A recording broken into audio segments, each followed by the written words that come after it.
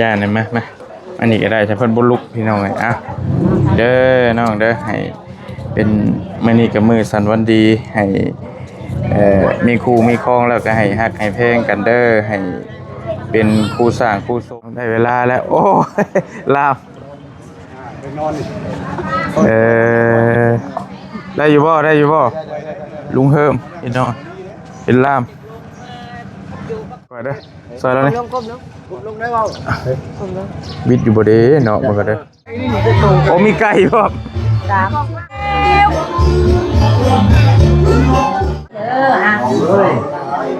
ได้ก็พูดใหญ่ได้นอนเดี๋ยวนี่เอาน้ำเฮานี่ก่อนนะนี่ไม่เท่าเอาน้ำเฮานี่ใส่ก่อนเอาเมียเดียวผัวแก้วเมียทิพย์เด้ออยู่น้ำกันแล้วก็ให้ฮักให้เพลงกันให้เป็นผู้สร้างผู้สมโอเค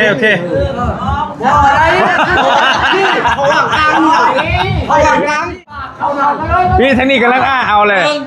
พี่ทางนี้นะ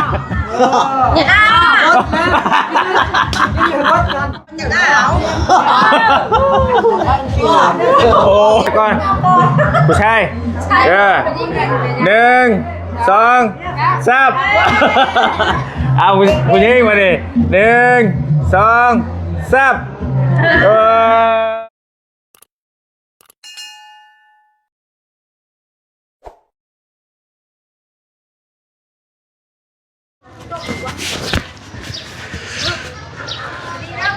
ปลา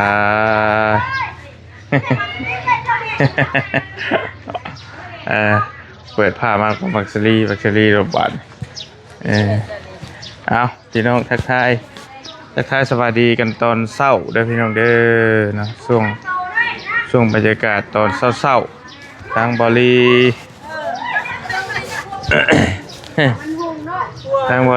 เดินทางมางานดองพี่น้องเนาะมาโพอยู่เพื่อนพี่ละเด้อบัดนี้เด้อเดินทางมาฮอดเมื่อคืนนี้บริก็ได้พี่น้องเนาะมาดองน้องชายก่อนพี่น้องเนาะดองน้องชายดองทั้งน้องชายทั้งเมียพี่น้องมาเป็นเคยเพิ่นเนาะ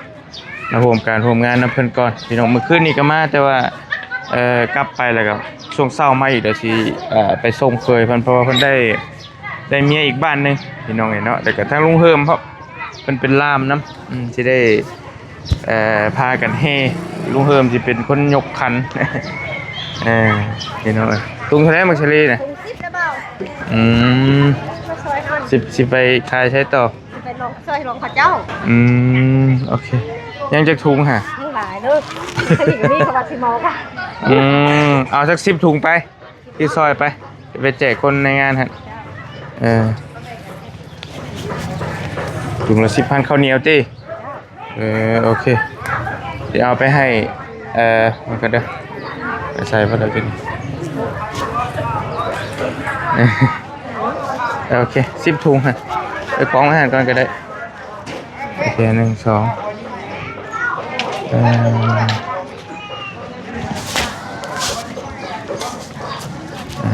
มักซลีข้าวเหนียว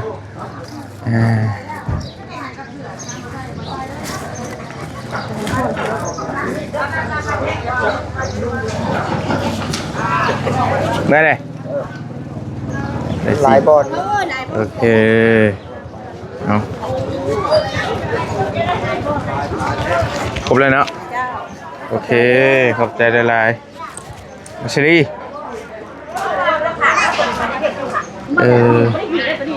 พี่น้องนี่ก็เป็นบรรยากาศอยู่ในงานดอกก็เพิ่นบริจัดใหญ่โตพี่น้องตู้ก็เอาตู้บ่อเชียงเอาตู้บ่อเชียงมางานเล็กหน่อยเอาไปยายเขาจันไปยายพี่น้องเอาตู้บ่อเชียงมางานบ่ได้จ้างตู้จ้างหยังดอกพี่น้องเอาตู้บ่อเชียงมางานเล็กหน่อยซื่อๆแล้วก็จังให้มันเลิกมันทั่วนะเลิกก็ได้ก็เราเองก็นี่แหละเพื่อนเราพี่น้องเราก็บ่ค่อยมีเนี่ยพี่น้องเนาะก็จัดกันธรรมดาพี่น้องเฮานี่แหละชื่อ ใจแบบ สวัสดีแจกปัน สวัสดีเด้อจะเมาอีกนี่เอาบ่ละเพียงแจกได้แล้วเด้อเมื่อเลย เพื่อนนั่นน่ะเอาอันนี้บ่ได้บ่ล่ะเป็นลูกไผ่แล้วป่ะลูกเป็นลูกไผ่ได้นี่น่ะจะเสียวคนใดเนาะอันใดก็ได้ได้หลายคนให้เขาพี่หน่อยเดี๋ยวเขาจะเลือกแล้วก็คนนั้นเนาะใครไม่ได้เอามื้อนั้นถ้าก็ไม่สิเลือกแบบขอลูกแน่ๆเลยนี่น่ะสิ่งเหลืองเยอะเรายังบ่ช่วงอ่ะนะเบิ่งเลยไปใจเด้อเอารถตู้เอาไปกินเอานี่แหละซื้อแบ่งกันเด้ออยู่ดีมีแห้งเด้อจะเด้อบรรยากาศอยู่ในงานน้องมาพี่มาแล้วพอไหมสวัสดีพ่อดีเจ้าบ่าวพี่น้องสวัสดีเด้อเจ้าบ่าวทางไม่เท่าทางนี้พี่น้องเนาะโอเคมาเอาบรรยากาศเป็นไปด้วยความเรียบง่ายพี่น้องสบายเนาะคนบ่ค่อยมีเปื้อนนะลูกเปื้อนโอเคเปื้อนไปใช่ไหมไปใช่เปื้อนแล้ว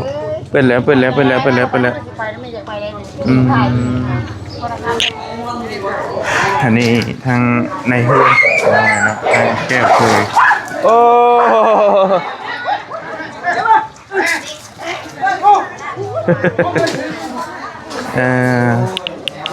ทั้งแขกคนทั้งแก้วทั้งเคยพี่น้องเนาะโดย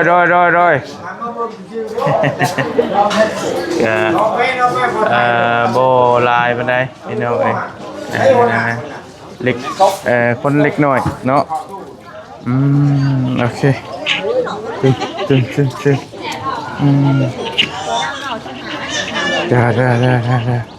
ใช้อันนั้นเขาลามเขาบ่ทันตื่นบ่พอลามเพิ่นมาทางนี้ก็ได้ปุ๊บมานั่งปุ๊บก็ได้นั่งรถได้ก็ได้เปียกก็ได้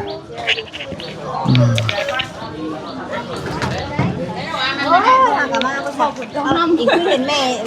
เพิ่นมานั่งนัดมาอันหากมาบ่จ้ะเป็นนั่งในพุ่นก็ได้จะมันเปียกอยู่ในนี่บ่เปียกหรอกในเห็นดิทางในหาไปพี่มาทางนี้ก็ได้พี่ก็ได้พี่มาทางในพี่ก็ได้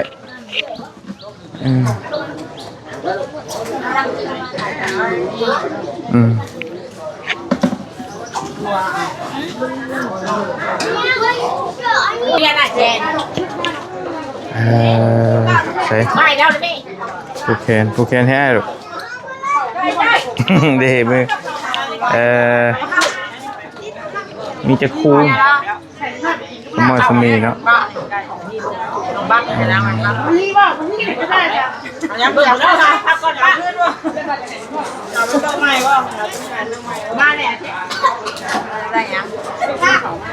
ลายคนมาผูกได้เศร้าพี่น้อง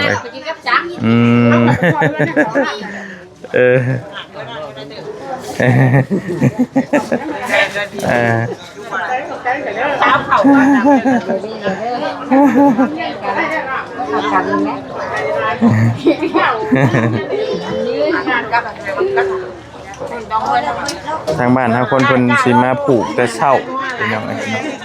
มาผูกแต่เศร้าเมื่อมาละเมื่อนะส่วนหลายก็บ่ค่อยได้เซไปมาผูกแล้วก็ไปมันนั่งขาดนึงยังก้อยอยู่กำลังก้อยอยู่ป่ะไปขับไปนั่งข้างในพวกกัน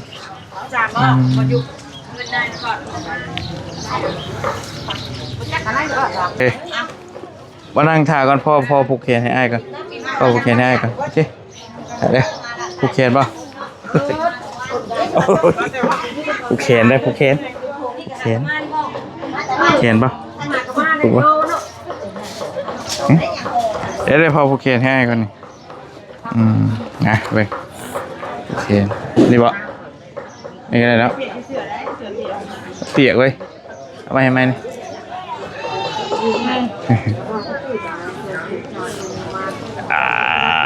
โอเค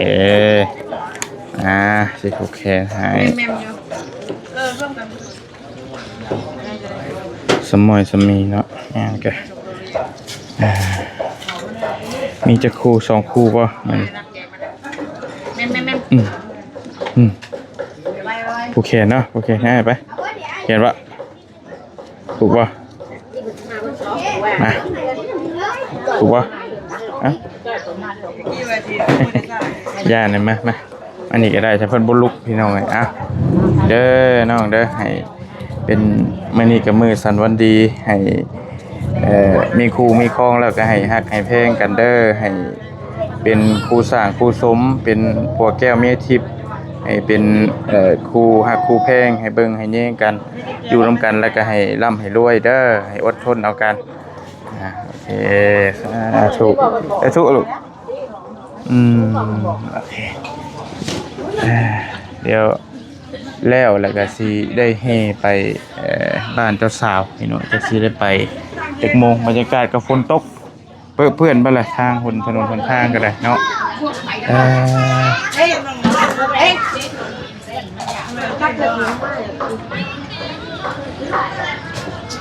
อยากนั่งกินกับพ่อว่ะขางัวบ่ด้วยขาจักโต2 โต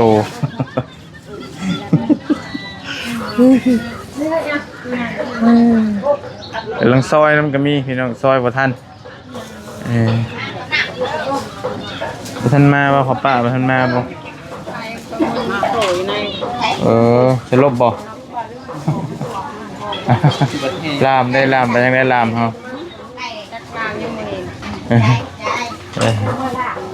น็อกมีแต่คนน็อกมาเลยกินว่ามักซิลี่กินมักซิลี่ป่ะกินมักซิลี่ป่ะกินมักซิลี่ป่ะกินว่ามักซิลี่กินป่ะไปใช้น่ะปลาหมนนอนลูกปลาหมนนอกล่ะปลาหมนนอนปลาหมนนอนปลาหมนนอนเลยปลาหมนนอกอยู่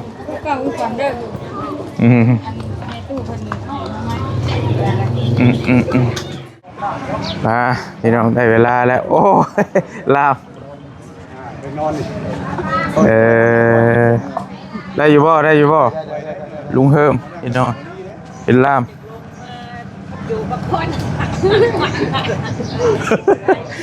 เข้าในเพิ่นบ่เข้าในแล้วว่าเข้าในเลยเนาะโอเคเดี๋ยวว่าจะมาจากคนไปค่อยลุงเฮิมทำงานแล้วมันนี่พี่น้องค่อยเด้อซอยแล้วนี่ลงได้เปล่าบิดอยู่บ่เด้เนาะมันก็เด้อต้องทางหลังเฮาอ่ะทางหลังก็ได้นะได้บ่โยมเอาก่อนตอนนี้เข้าก่อนโอ้ยแดดมีเนาะนี่ก็ขึ้นไปนั่งก็ต้องประคับประคองข้างในโอ้ยไว้เลยบ่สุดได้บ่ชุดเลยได้บ่ชุดได้เชียวเพราะว่านี่ก็ว่าคัตตะโจมตัวนี้ต่างหากบ่เอาไปตั้งคนจอมลงใหม่นี่ออกกันไปก็ไม่ใช่ตั้งไม่ลงก็ได้นะไปอันนี้เอาศาสตร์มาให้ดิศาสตร์มันปูหลังรถให้นี่อันนี้ออกก่อนได้ป่ะอันนี้เอาตอนนั้นออกก่อนได้แล้วก็เตะใช่ไหมเตะใช่ไหมกันมาเด็กยิ่งไรแล้ววิทย์เนาะสบายเยอะไปเลยออกงานแล้วพี่น้องเป็นลามผ่านไปได้ระบบปีปลาย2 ปีบ่ลูกเราจะใหญ่แล้ว2 ปีปลาย2 ปีตอน4 เดือนเนาะ2 ปีแล้วเนาะตั้งแต่ไปขายโมเมนต์ตั้งแต่ไปขายตั้งแต่ไปขอไปกันลุงเฮิมอะไรต่ออะไรกันเลยบอกแล้วไปชิงเงาแตกอยู่มือว่ะโมมีอย่างตีมันนี่มาเลยมันชิงเงาแตกน้ำผ้าควันนั่นแหละชิงเงาแตกก็ได้ เออใช้เจ้าบ่าวใช้เอาพี่ปูนอกพี่ปูทั้งปูนอกพี่แล้วมาอันขึ้นกันได้ ลุงจกขึ้นโจมตัวนี้ขึ้นก็ขึ้นเนี่ยให้ตัวเบานะขึ้นเนี่ยเนาะขึ้นนี่ขึ้นไหมครับปูหุ่นดีๆเนี่ยยกอันนั้นขึ้นก่อนแล้วปูสาดฮะนะวิทย์อยู่บ่เขาวิทย์เอามาให้ขึ้นนี่น้ำในนี่ก็ฝนตกแม่ทางกันลุยๆใช่ไหมตกละทางพอเอามาอีกพับย่อๆเขาแล้วเงินแท้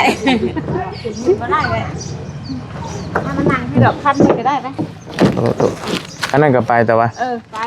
โอเคเย็นครับเย็นเนาะไปขึ้นทางในผ้าขวัญก็เจ้าบ่าวเขาเฮงแล้วทางในพี่น้องเจ้าบ่าวพี่มาฟังพี่มาทางนี้โอเค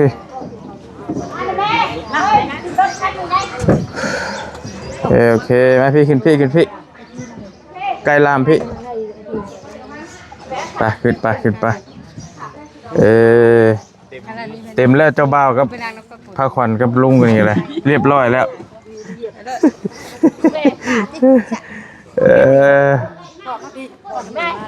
โอเคไปตึ้มปิดอยู่ไปสิขึ้น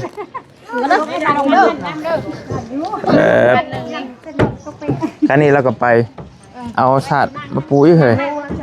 เอาศาสตร์มาเห็นเสียงไว้นั่งก่อนไว้แล้วอันนั้นเขาพี่เขามานั่งสิไปหลังไหนวะแค่ตัวนี้ก็ได้มือนั่งทักคือเจ้าแค่พ่นมันไปบ่ได้เต็มแล้วข้างใน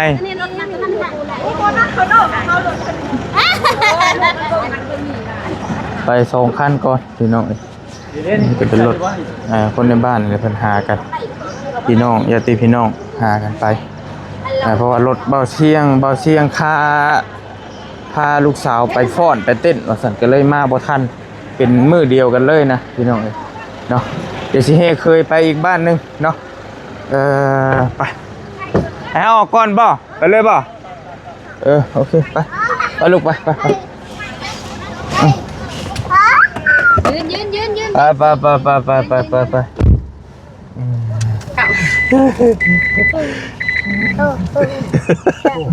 คนบุคคลหน่อยเท่านั้นรักษาพักวันนี่จะได้ตัวให้อีกแล้วอายุรีเนาะผมพอเจ้าขับเป็นนิ่มๆเลยอายุรีเลยว่าทางกับมื่นครับลุยมาเจอชาติเจอครัวอยู่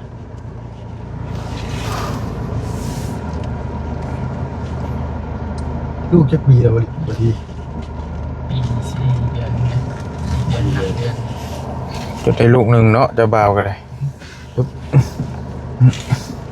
สึกแล้วลูกเป็นหน่อยแล้วเด็กจะทันไส้มาเด้อเป็นหน่อยมีเงินยังบูวิดเดทางกระหอมจ้ะขึ้นมาตันเนาะต้องมากัดอยู่พี่ภาพละหัวเพราะให้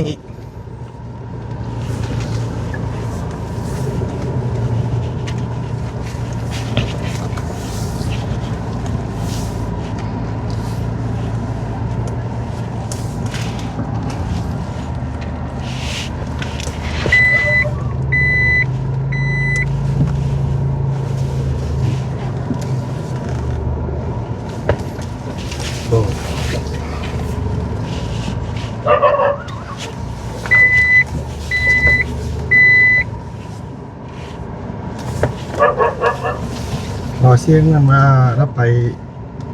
นู่นพ่อพาลูกโทษหาแล้วพวกท่านก่อนมือเดียวกันเยอะให้กันได้เป็นเรื่องผ่อนอยู่ถือเป็นมาเลขจาก12 ตื่นเลยครับทำไมปานนั้นเด้อสัก400 ล้านนี่ได้แล้วโอ้ ได้เสียเวลา ชุบ ครั้งหนึ่งประมาณ900ไปล้านคน โอ้ยมานี่ก็ได้เนาะนี่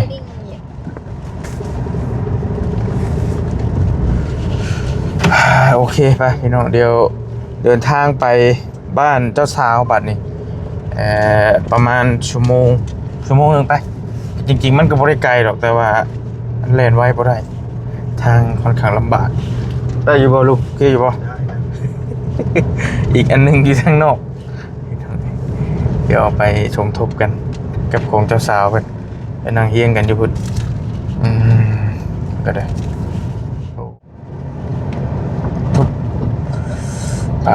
โอเคมาพี่น้องมาฮอดใส่มองได้เฮ้ยรถดำนี่บ่โอเคอยากจื้อเลย เด็กใหม่บ่ มาหอเทือนเจ้าสาวแล้วบัดนี้พี่น้องมาฮึบซับชิ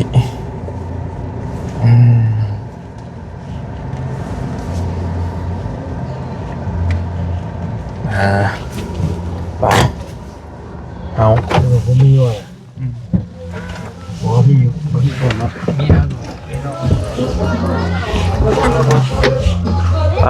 ผ่านกูเบาแล้ว ฮะเป็นอะไรอ๋อตกใจเลยนึกว่าเป็นอย่างเช่นเดิมมาเด้อเอาเด้อปึ๊บเอาโอเคฮัลโหลเด้อมาเด้อได้ปะฮะ คันน้ำหนัก ถ่ายก่อนบ่เวลาจังลงเนาะไปอยู่บ่ลุงเอาหาตั้งหันก่อนลุงเฮ้ยโอ้นักได้พี่น้องเอ้ยอุ้มพักผ่อนนี่ลำบากกำลังมาไปลงมาก่อนเอาก็ยืนถ่ายอยู่ลุมพี่แหละ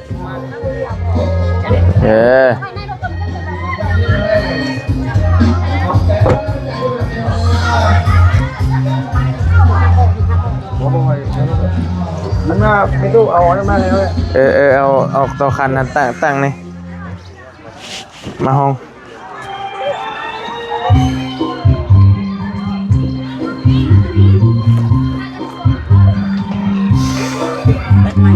นักแต่บ่ให้ได้บ่หาโลบ่นักบ่ได้ใครจะมันขว่ำไม่ใช่เนาะความหมายว่ะ ต้องตั้ง เฮ้ยเอามาจิ้มเถาเฮ้ยมาให้ทีนะ พี่น้องแม่นบ่เพื่อเจ้าสาวพี่น้อง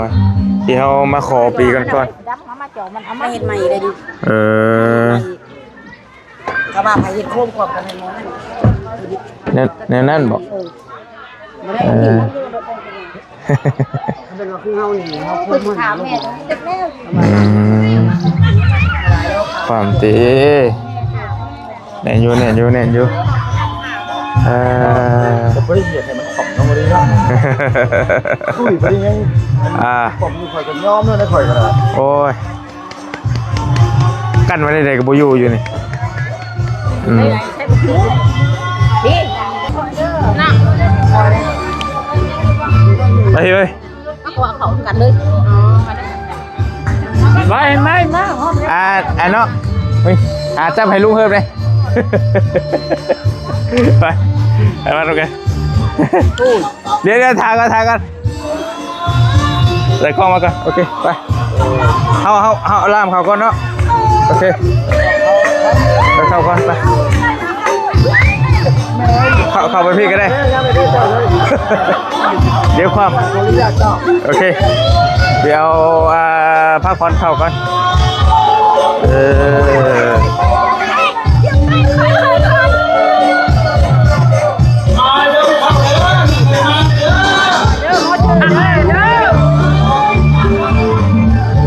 โอเค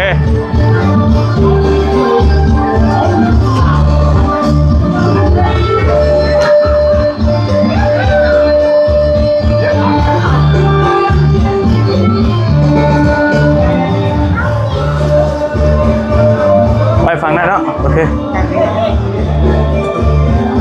คได้บอลค่อยๆลุง โอเคโอเคโ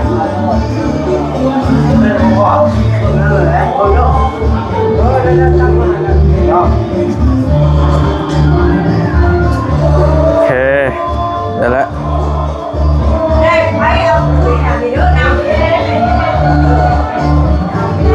แต่ถ่ายเคยมากกว่านี้ครับไป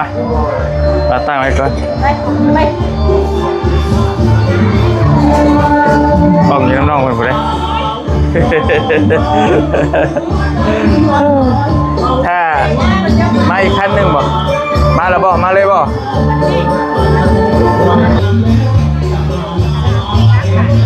มาครบเพิ่นแล้วบ่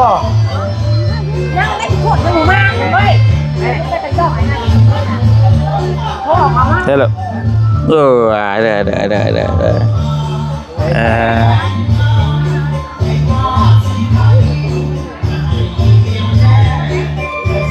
ล้วยังหารถดู ยินเสียงเพลงนะผมไม่ได้เลยบ่ดีคาติ๊กเพื่อก่อน เกือบลาม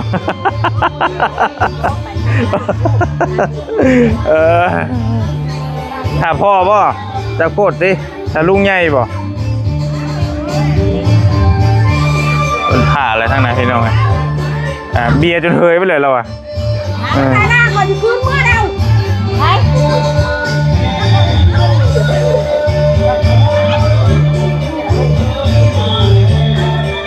ชึกรถมันบ่พร้อมกันพี่น้องต้องถ่า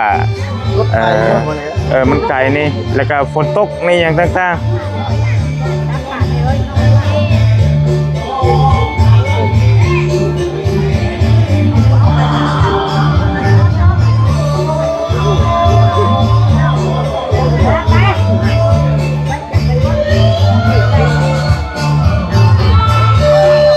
จังหน่อยเด้อใจเย็นไก่นี่จะโต โอ้มีไก่บ่ อยู่ไอ้นู่นไปลูกไปอยู่ไอ้นั่นแม่ให้แม่ไปไปมาเลยมา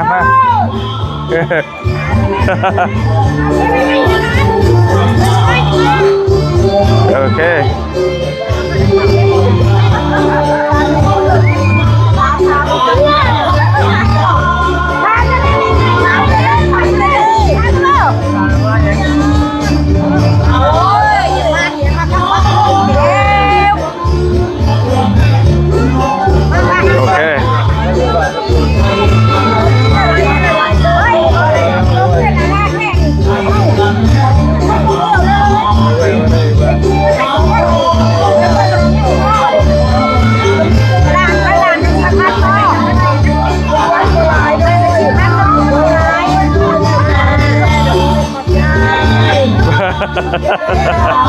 โอเค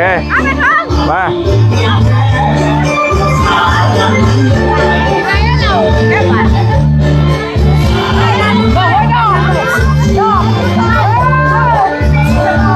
โอเคเข้าไป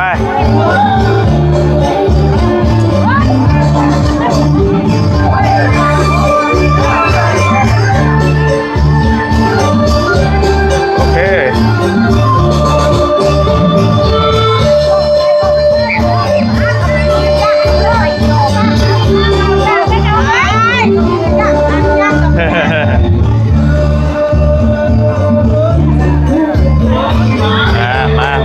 มาพี่น้องมาเฮ้ยล้างข้าวให้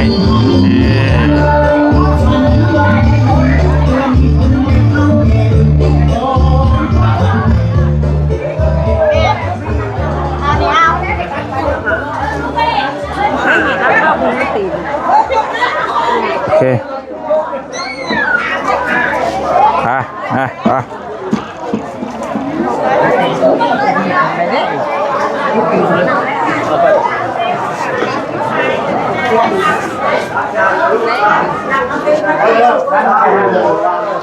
วันนี้อย่างที่มีถ่าเพิ่นห้องก่อนนะนั่งอยู่นอกพี่ก็ได้จะเพิ่นมีแต่หมอสูตรนะวันนี้นะหมอสูตรเลยเป็นห้อง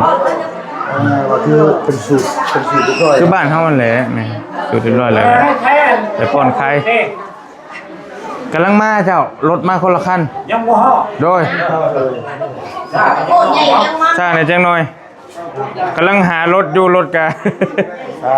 ทางกับมืนคอยยาวช่องก็หน้าครับล้อหลังทันกันบ่รู้ว่าเป็นน้ำรถพอมาสุกตีโอเคคือผมอันนี้หาเพื่อจะเศร้าเวลายาวเพราะว่ามันลายงามเลยเสียอะไรก็ถึงมันมีกระบอกเดียวมันหลายบ่อนชาวบ้านหลายบ่อนจะพูดมากอ่ะว่าเนี่ยไปหลายบ่อนจะพูดไปหลายบ่อนมันมีสิ่งมันจะมีแต่งานเท่าเดียวมันหลายงานได้เรียกได้ทำแล้วได้ก็เลยนะว่าเรียกแล้วมันดังกันรถน้ำมันดังกันสียืนเมื่อก่อนรถด้วยนะใช่ลูกอยู่แม่ไปอยู่แม่ไปเห็นยังไงเป็นยังไงนั่งลงอยู่นั่งลงแล้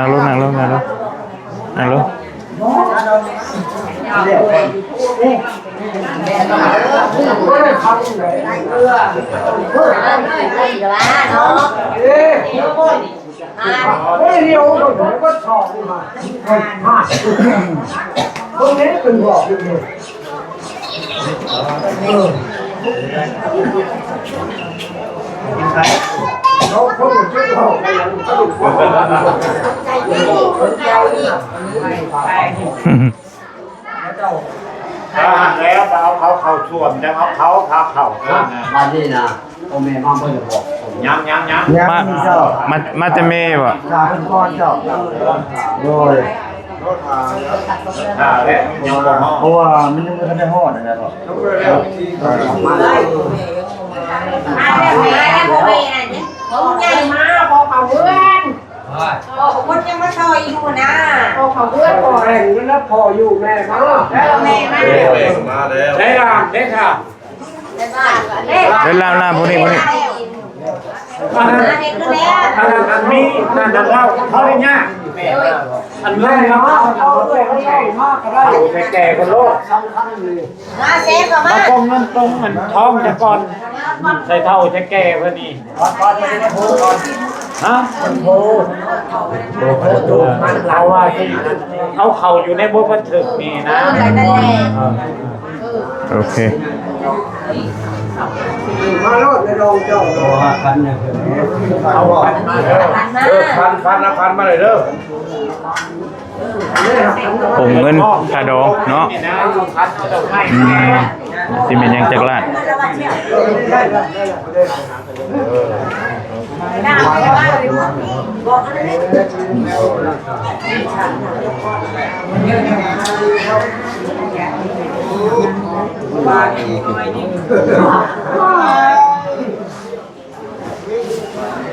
แล้วดูได้คนไทยเด้ออ่ะในที่พูดใหญ่ไปนอนเดี๋ยวพูดแล้วก็ให้หักเติมเด้อควรเริ่มได้เริ่มแล้วนำบ่คิดเจ็ดนับผมคิดเจ็ดแล้ว17 ล้านทั้งเบิด20 ล้านเนาะแม่ลืมเลยตอนเฮามาขอเฮาถอ3 ล้านต่อมานี่มาต่ออีก17 ล้านขนมมัน20 ล้านแม่20 ล้าน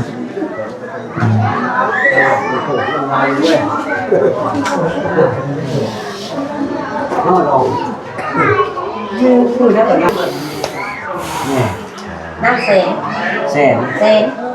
บ่มีนามสกุลบ่ในนั้นแล้วจะมีก็จะไปหาใส่ไปเลยเอาจันบ้านพูดใหญ่นั่งเซงบ้านพูดใหญ่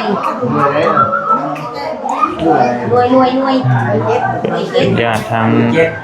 ฝ่ายหญิงฝ่ายชายพี่น้องมาห่วมกันกับบริลายปันไดเนาะธรรมดา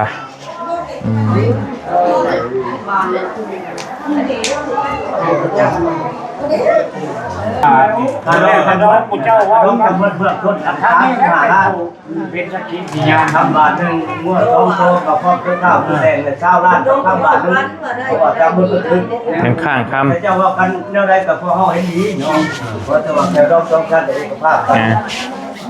โอ้ได้แต่สำเร็จได้แต่เงินเนี่ยชวนทำในข้ามไว้เพราะห้องก็ใช้ข้ามไว้ต้องข้ามเรื่องกันกินเลยนะพัดปีพัดเดือนแต่กันเดือนไหนบ่ได้พัดและข้ามไว้ข้ามได้15 ล้านก็ข้ามบาทนึงก็เลือกกันได้ดูที่นี่ข้าม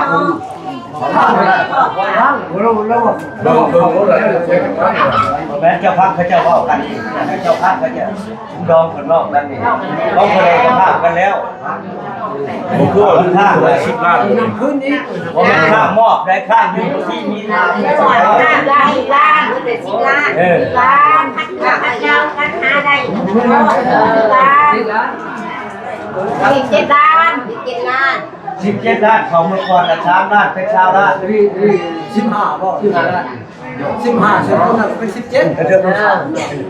ที่เราเช้าเขาเช้าเขาก่อนมึงถูกพอแต่ละ3 ล้านนี่17มื้อนี้ถ้าว่าเป็นมื้อนี้ต้องเป็น17มันเป็น17มื้อเช้า15กับชามัน18เนี่ยยัง2 ล้านตัวยัง2 ล้านได้ครับโอ้ยลงเลยอันนี้ลูกก็ให้ลูกพ่อขอดวิดีโอได้นี่พ่อดีการนี่ก็แต่งลูกชายเนาะท่านดีปีนี้ถ้าแต่งดีกับบริวารบริดึกกินดึกท้องเนาะมันใช่รถเนาะมันใช่แต่ว่าเป็นการทำแล้วก็รถมือไว้เนี่ยจะดูนี่มันเป็นการกระจอนใช่ตัวสองน่ะผมว่าก็ตู้ว่าคนยาว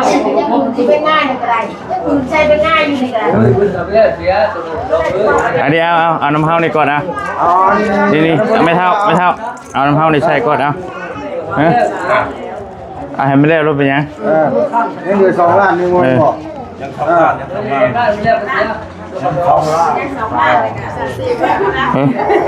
ยาบ่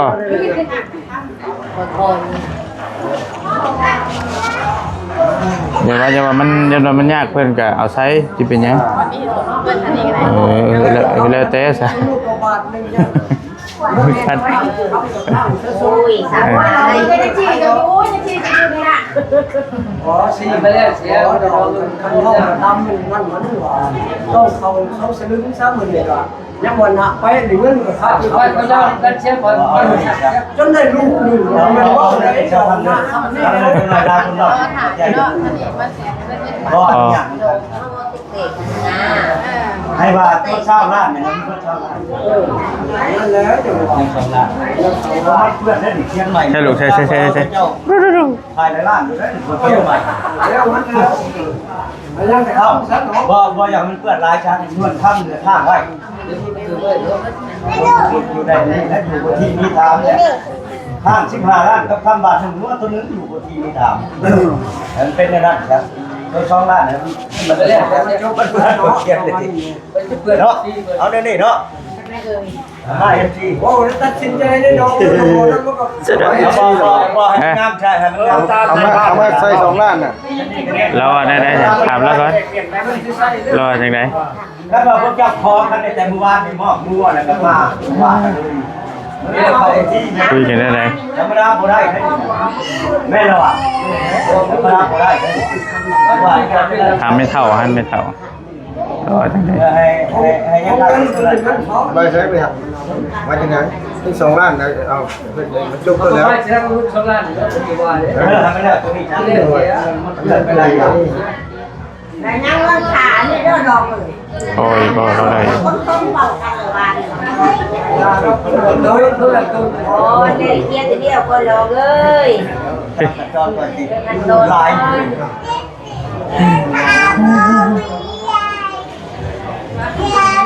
คุณน้อยอ๋อตอนนะคะใช่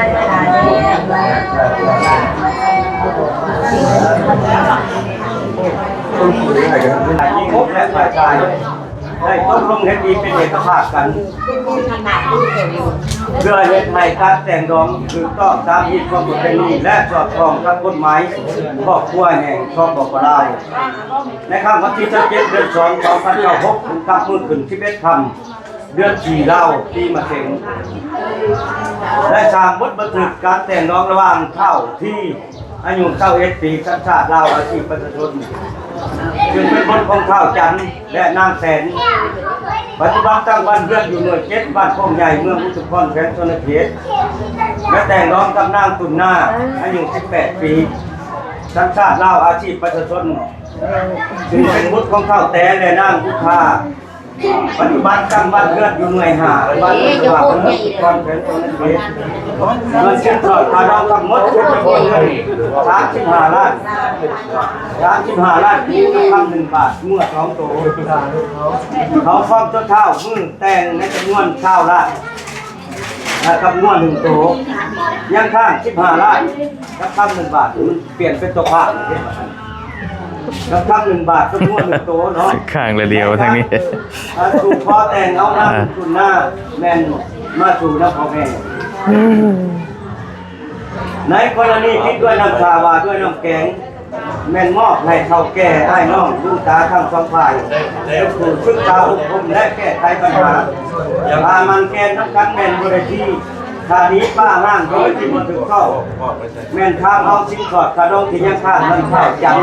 และนั่งแสนผู้เป็นของแม่ของเฒ่าที่ดังนั้นพอเข้าอำนาจการปกครองบ้านหัวหน้าหน่วยเฒ่าแก่แนวห่ม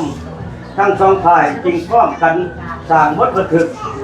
การแต่งดองฉบับนี้ขึ้นโดยช่องหน้าและเห็นดีเป็นเอกภาพทั้งสองฝ่ายและอ่านให้ฟังเห็นว่าถูกต้องจึงได้พร้อมกันลงเส้นไว้เส้นสัญญาไว้เพื่อเป็นหลักฐานบทบันทึกการแต่งดองฉบับนี้ได้เป็น2 ฉบับคือไว้ฝ่ายละ1 ใบเนาะคือว่าถูกต้องมาตัวข้างก็บอกแล้วเปลี่ยนเขาก็สุขภาพตอนนี้นะตัวข้าวเป็นอะไรตัวโง่เขาเป็นตัวข้าวเป็นตัวข้าวไปกันเมื่อมาเนี่ยต้องจับว่าอะไรมาไม่พูดแล้วเขียนชื่อไหมตัวข้าวเลยตัวไทยเลยเซนบ่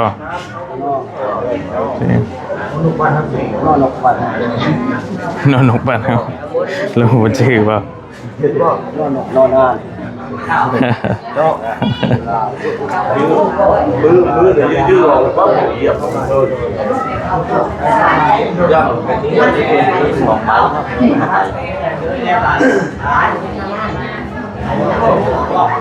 ลูกเสียไก่ทานจะพอเอาจากแสงถ่ายทั้งไม่ได้กินว่าจะทำเด้ ครับเดี๋ยวเอาใจเช็คไหมได้บ่เอาอีก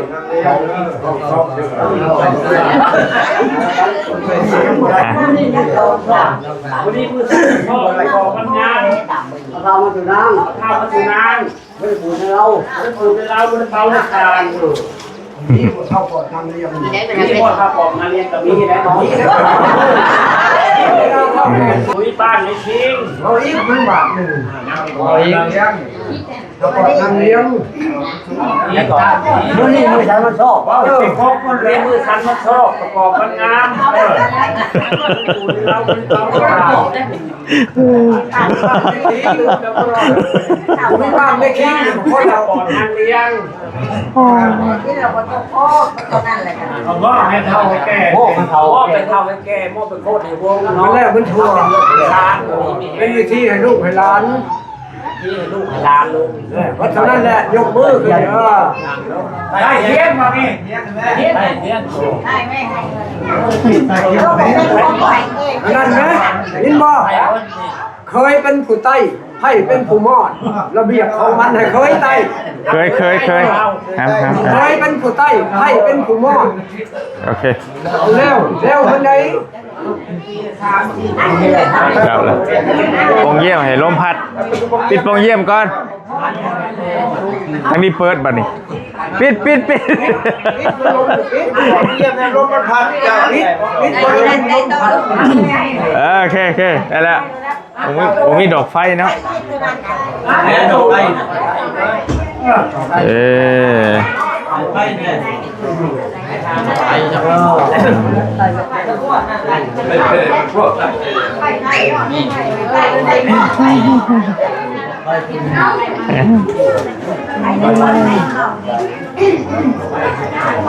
ขอโอกาสนำ หมอสูตรบ่เนี่ย ถ่ายร้องจองสั่นเลยเนาะเขาแก่มาหนังเด้อคือปันไหนนางเนี่ยบ่น้องโซลาเนาะนางเขานี่ค่ะแต่เขาตุ่นบอกตุ่นนะ ตุนหน้า ฮะขอโทษเด้อผู้ขาผมไม่รู้เรื่องวิจารณ์ได้เด้อนะโมตัสสะภะคะวะโตอะระหะโตสัมมาสัมพุทธัสสะนะโมตัสสะภะคะวะโตอะระหะโตสัมมาสัมพุทธัสสะนะโมตัสสะภะคะวะโต โอ้เรียบร้อยบาทนี่ถอยเรียบ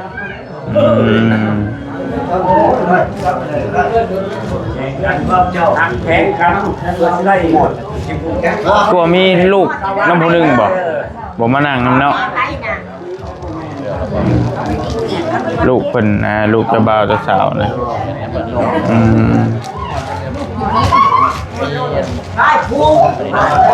บ่เคยเห็นเนาะแปลกๆอยู่เลยคือกันไอ้เมียบ่มอดหรือผัวมอดมอดปั๊บปั๊บ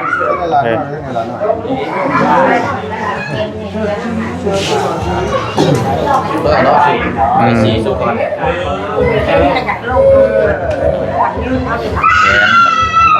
โอเคเจ้าบ่าวเจ้าสาวเจ้าบ่าวผูกเท่านึงแล้วอยู่เพื่อน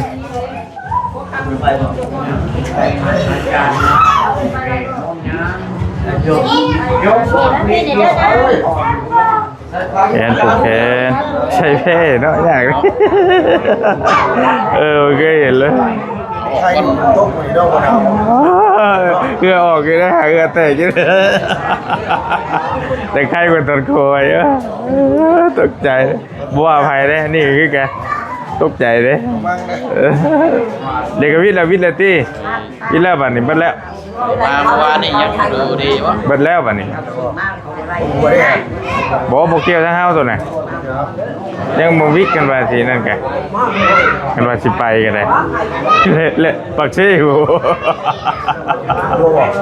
โมวิกดิปักเช่ไป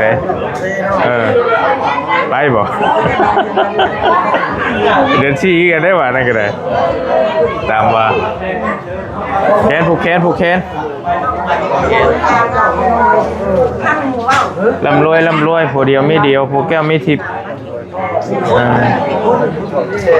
โดย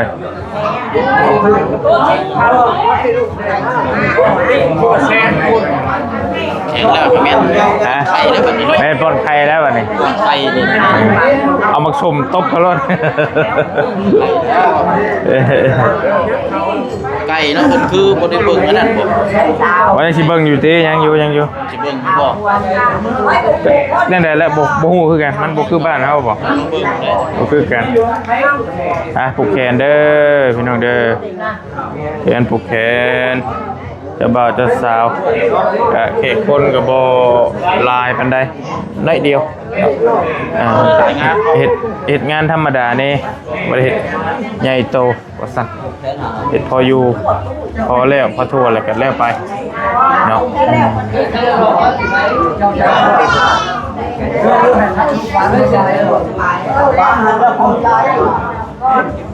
เห็นแล้วก่อนชาก่อนเอาจำมาไว้ลูกจำนี่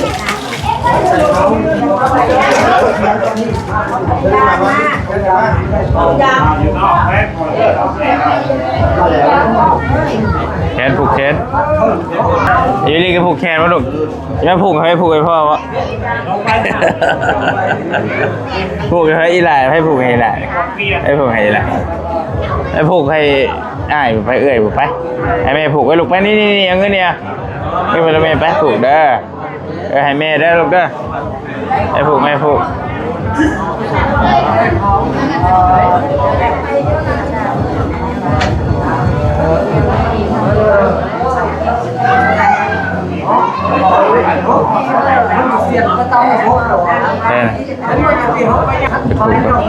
ไปดีไปดีไปดีเลยให้ผูกแขนให้ผูกแขนให้ผูกแขนนะแม่ว่าผูกให้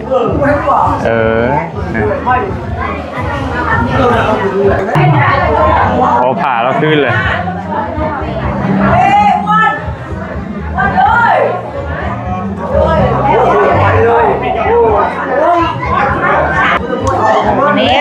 โอเคโอเคมาลูกเดี๋ยวโอเคเอาน้องไผ่ก่อนจะผูกวะลูกอะไรผูกวะโอเค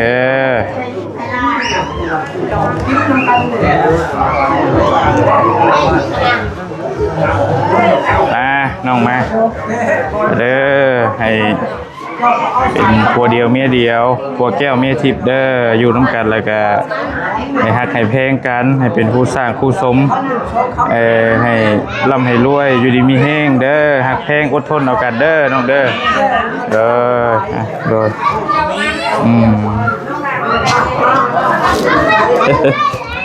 ไปให้น้องอีกน้องใช่อีกกัน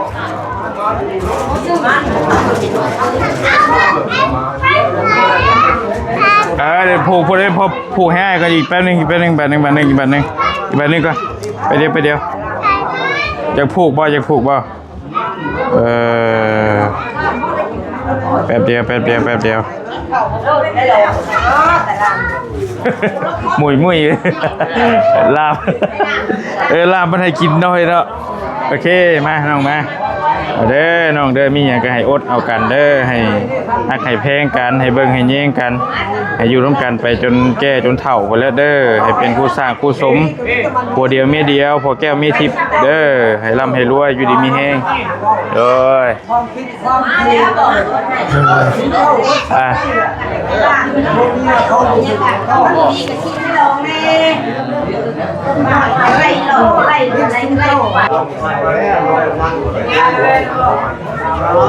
หน้าเนาะยกที่พออยู่ดีไม่แห้งครัวเดียวเมียเดียวพอหลายไปหน่อยน้องเดียวยาแต่พออยู่ดีไม่แห้งมาหมดเลยมาหมดแม่ไปนี่ถือว่าไปคุณไปบุอ้วนยังบ่แล้วยังบ่ได้ป้อนไข่ เนาะโอเคมือใส่ป้อนไข่นั่งมือใช่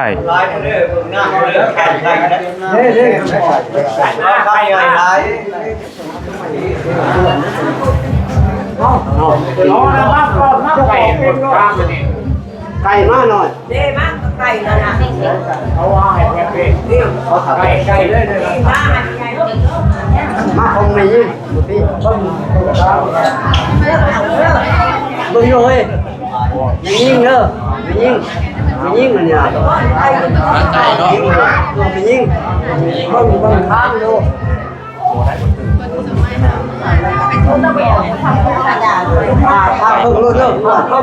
คนนี้ปอดบ่นี่ข้างโลกเป็นนั้นอ้วนข้างโลกโอ้ ปากเครื่องบ่ดีเชียวมาก็ไม้โมอยู่เลยเครื่องแบบเจ้าแหกสันนั่นโอ้กราบกันนั่นว้านี่คือกราบโว้ยเอาขากราบเลยป่ะชื่อว่าได้แบบ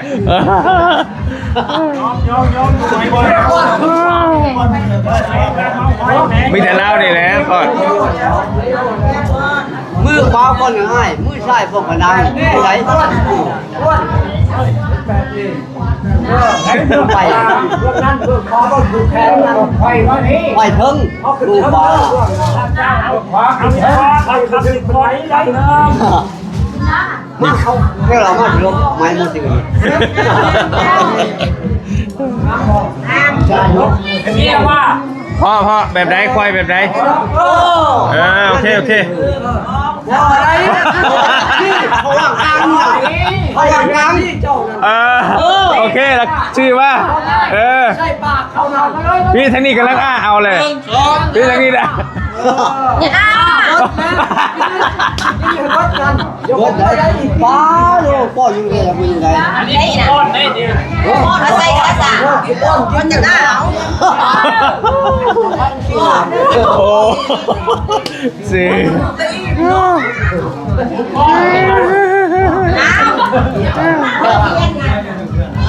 มันจะ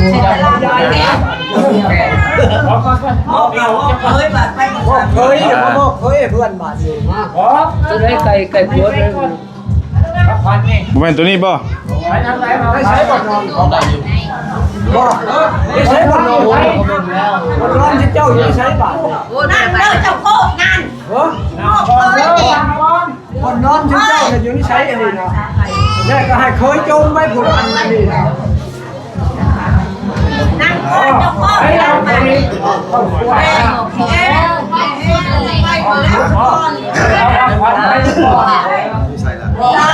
ไปจะโวยเราไปอิ่มเลยเพราะชื่อแล้วแล้วล่ะ เดี๋ยวพ่อคุยกันไปแม่ไป เพื่อนเราเอาผ้าพันไป โอเค มอบเรามอบเคยให้แต่มื้อนี้ เอาดีกว่า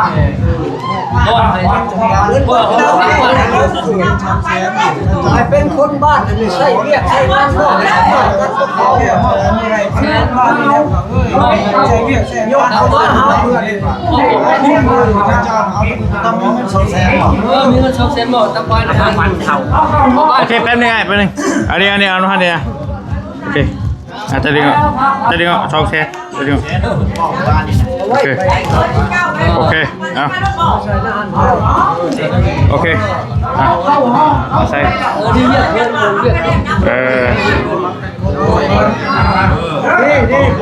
ี่ผมว่า บอกผมผม แย่ง ฝากน้องฝากคุณเจ้าของเลยให้เด้อไว้เด้อคนบ้าน ในบุรีก็บอกเอา ใช่ ในบุรีตัวไป กับลูกกับน้อย เป็นยังไงมาได้ให้เจ้าบอกเขาไปหัวกันนี่ เจ้าเนี่ยน้ำนะเจ้านั้นใช่ขอโอ้ยแม่ละว่าเจ้าบ้านนั้นเอาได้แล้ว แล้วมันมีน้ำตาลชาติกลมเลยเป็นร้อยนะ ฝากร้านนี่ ลูกของร้านนี่นะ คิดถึงที่รายการบวกซ้อนเอาฮะแหละเนาะ เจ้าโจมนั่น ไปพักผ่อนตัวนั้นรองเท้าจะป่ะตัวนั้นรองเท้าบอกผมหมายว่าจะโจมผู้ละอันนะ ได้พากันเอาไปขนาดอันจะก่อนมันนับได้ หามกับเราดิ นี่คุณนึงเอาอันนั้นคุณนึงเอาอันนี้ลบเอาคุณนึงโจมขันมันโอ้ยเอาไปคุณเอาอันนี้ไว้ว่าเจ้าเล่นออกก็ไปตั้งแล้วก็มาเอาอีกไปบอกดูนี่ใช้บนนอนไปกระโดดเจ้าไปแล้วก็มาเอาอีก แล้วอ่ะแล้วใช่ครับจะไม่ออกไม่ได้ไปลงไปดี ใช่ ของเท้าแล้วตัวนี้ถึกแล้วผู้ของผู้ยิ่งอยู่พี่ แล้วอ่ะมาแล้วก็ให้เขากินน้ำตาลเริ่มเค็ดมันยำนี่บอกพริกก็กินเขาเป็นที่ชื่อเป็นเลือดเป็นชานลาบเขาก็มีอยู่เขาอีกมาเนาะ โดย เขาชานเลยอร่อยเขาชานมาแล้วก็ชานเสกกันโดย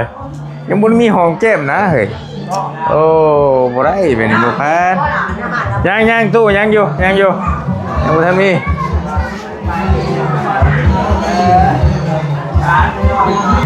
เต็มที่ลุงเอ้ย โดย เครือเตน ให้อยู่ได้สารงัวอยู่ ได้โอ้ลาบสุกินเด้อ อันนี้แล้วขอชิดออก YouTube บาทนี้ โอ้โหโก้ยออกแน่นอนไอ้เอ้ยคักมาเรียกกันแล้วมีแล้วนี่น้ำตาลนี่ดิเกลือพริกข้าวสาร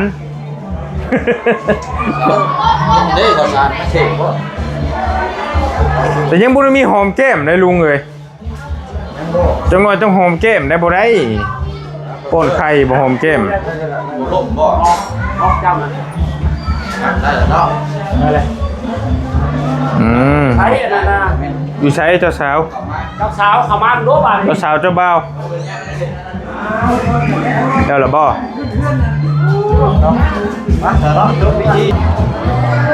จำใช่หมกปีกูฟังมัน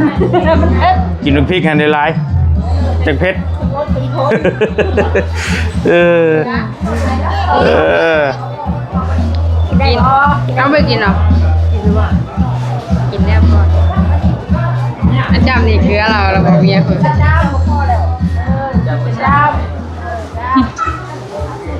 มีข้าวชานบอกกินก็ได้ที่ยืงท้องตัวน่ะมีข้าวชานพ่อโจกินข้าวดิบไว้ได้เนาะเพิ่นให้แต่เคยกินเนาะโอ้โดยโอเคของหอเพิ่นเนาะโอเคเรียบร้อยลอยเรียบจบพิธี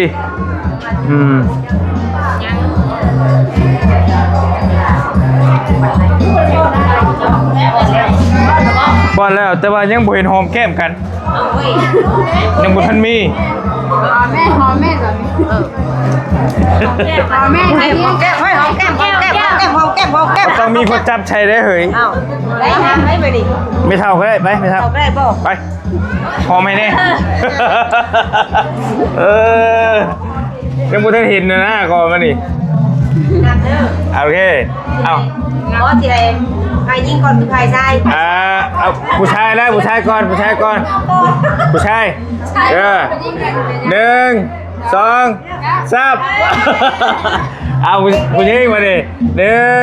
2 3เรียบร้อยเอาจบพิธีพี่น้องเอ้ยเรียบร้อยไปแล้วบ่มีหยังแล้วมีแต่ขั้นตอนอันนั้นได้ป่ะนี่บ่ไผ่เมื่อสมมาญาบ่สมมาอยู่พี่บ่ได้สมมาอยู่พี่เลยเด้สมมาญาป่ะนี่ไปเอาไปคือสิได้อยู่ติปูญาโอเคพี่น้องเอ้ยถือว่าจบพิธีเนาะพี่น้องงานแต่งของน้องชายทางบอลลี่กับลุงเพิ่มบอเชียงมานำกันมาเป็นเคยเพิ่นพาเพิ่นมาเลยมานำกันแล้วก็ถือว่าเรียบร้อยคลิปก็ยืดยาวเนาะพี่น้องเนาะ